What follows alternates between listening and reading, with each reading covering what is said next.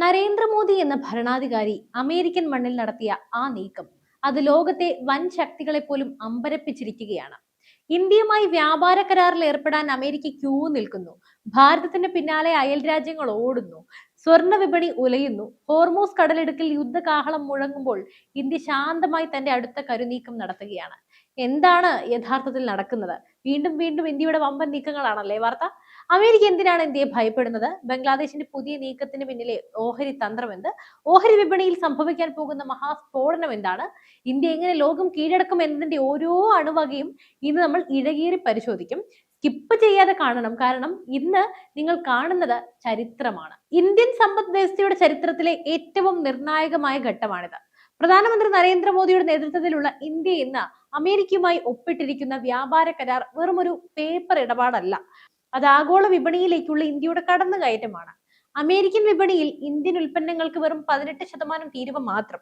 എന്താണ് ഇതിന്റെ അർത്ഥം? ചൈനയെയും മറ്റ് ഏഷ്യൻ രാജ്യങ്ങളെയും വെട്ടിച്ച് ഇന്ത്യയുടെ വസ്ത്രങ്ങളും യന്ത്രഭാഗങ്ങളും അമേരിക്കൻ വീടുകളിലെത്തും. ലോകത്തെ ഏറ്റവും വലിയ ഉപഭോക്തൃ വിപണിയായ അമേരിക്കയിൽ ഇന്ത്യൻ മുദ്ര പതിപ്പിക്കുക വഴി ലക്ഷക്കണക്കിന് കോടി രൂപയുടെ വിദേശ നാണയമാണ് ഇന്ത്യയിലേക്ക് ഒഴുകാൻ പോകുന്നത്. ഇത് മോദി ഭരണകൂടത്തിന്റെ നയതന്ത്ര വിജയമാണ്. ലോകം മാന്ദ്യത്തിലേക്ക് നീങ്ങുമ്പോൾ ഇന്ത്യ മാത്രം എങ്ങനെ 7% മുകളിൽ വളരുന്നു?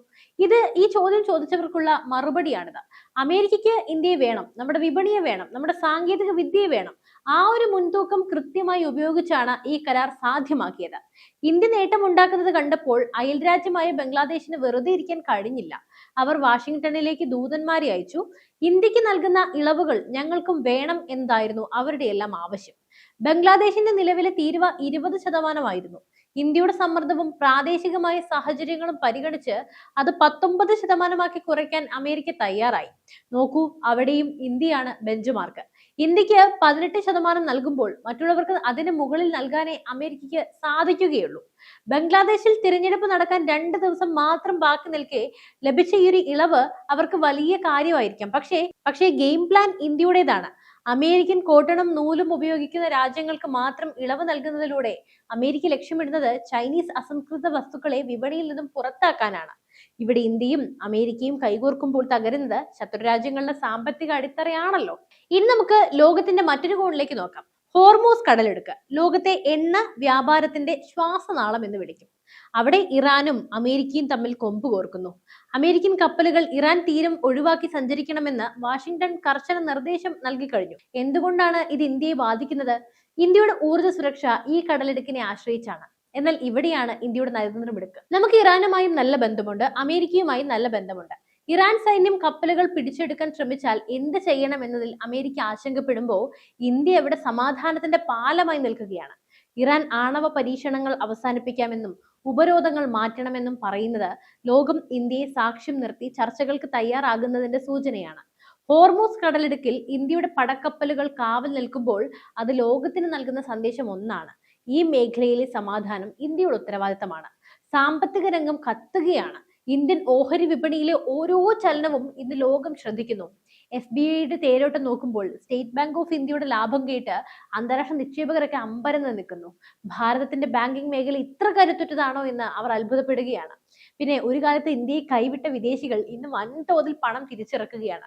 റിലയൻസും ടാറ്റയും അദാനിയും മാത്രമല്ല, ഇന്ത്യൻ സ്റ്റാർട്ടപ്പുകൾ പോലും ഡോളറുകൾ വാരിക്കൂട്ടുന്നുണ്ട്. ഡൗ ജോൺസും നാസ്ഡാക്കും റെക്കോർഡ് ഉയരത്തിലാണ്. എൻവിഡിയ പോലെയുള്ള കമ്പനികൾ ആർട്ടിഫിഷ്യൽ ഇന്റലിജൻസ് വിപ്ലവം സൃഷ്ടിക്കുമ്പോൾ അതിന്റെ ബാക്ക് എൻഡ് വർക്കുകൾ നടക്കുന്നത് ബാംഗ്ലൂരിലും ഹൈദരാബാദിലുമാണ്.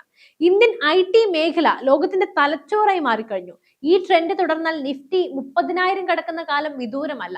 സ്വർണ്ണവില $5,082 എന്ന റെക്കോർഡിലേക്ക് കുതിക്കുമെന്ന് കരുതിയെങ്കിലും നേരിയ ഇടിവ് സംഭവിച്ചു. ഇത് നിക്ഷേപകർക്ക് നൽകുന്ന സൂചന എന്താണ്? ഡോളർ കരുത്താർജിക്കുന്നു എന്നാണ്. എങ്കിലും $5,000 മുകളിൽ സ്വർണം നിൽക്കുന്നത് ലോകം വലിയൊരു സാമ്പത്തിക മാറ്റത്തിന് തയ്യാറെടുക്കുന്നു എന്നതിന്റെ അടയാളമാണ്. ഇന്ത്യയെ സംബന്ധിച്ച് ഏറ്റവും വലിയ സന്തോഷ വാർത്ത ക്രൂഡ് ഓയിൽ വില കുറയുന്നതാണ്, അല്ലെ? നമുക്കൊക്കെ പെട്രോൾ വില കുറയുന്നത് വളരെ സന്തോഷമുള്ള കാര്യമാണ്.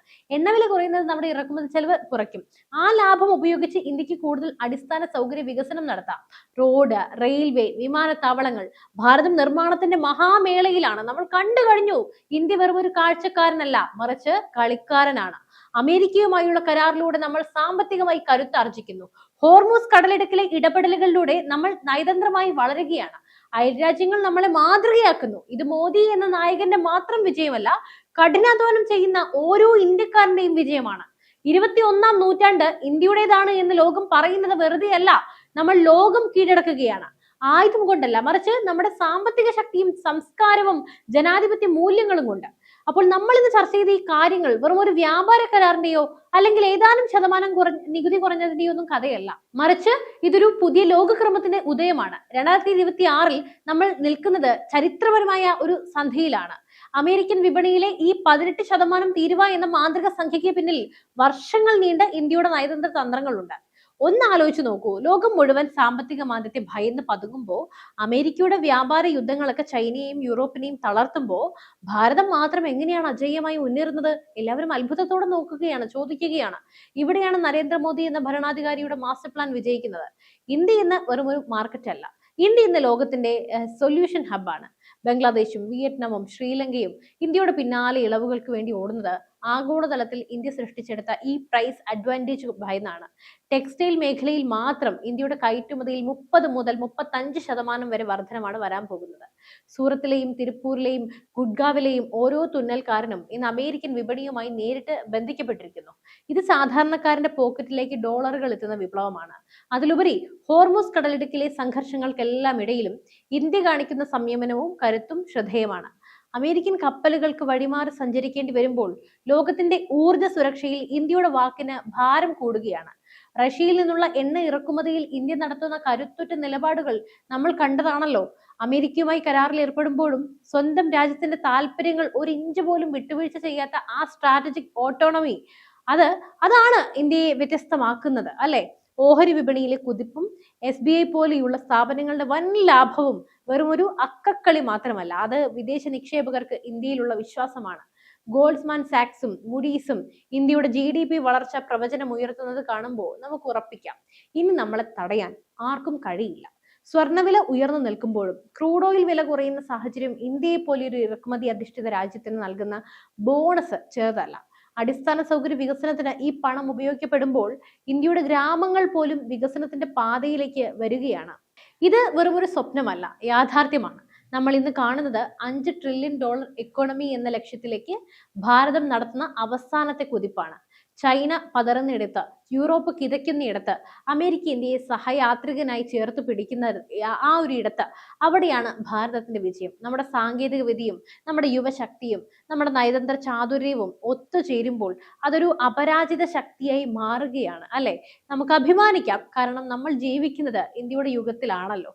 വരാനിരിക്കുന്ന മാസങ്ങൾ ഇന്ത്യൻ സമ്പദ് വ്യവസ്ഥയിൽ വൻ സ്ഫോടനങ്ങൾ സൃഷ്ടിക്കുമെന്ന കാര്യത്തിൽ യാതൊരു സംശയവും വേണ്ട. അത് നമ്മുടെ IT മേഖലയായാലും ടെക്സ്റ്റൈൽ മേഖലയായാലും ഓഹരി വിപണി ആയാലും ലോകം ഇന്ത്യയെ തേടി വരികയല്ല, മറിച്ച് ലോകം ഇന്ത്യയിലേക്ക് ചുരുങ്ങുകയാണ്. അപ്പോൾ ഈ മഹാപ്രയാണത്തിൽ നമുക്ക് ഒന്നിച്ചു നിൽക്കാം, ഇന്ത്യയെ ലോകത്തിന്റെ നെറുകയിലേക്ക് എത്തിക്കാം. എന്തായാലും ഈ വിഷയത്തിൽ നിങ്ങളുടെ അഭിപ്രായങ്ങൾ തീർച്ചയായും താഴെ കമന്റ് ചെയ്യുക. മറ്റൊരു വാർത്തയും വിഷയമായി വീണ്ടും എത്തും വരെ നന്ദി.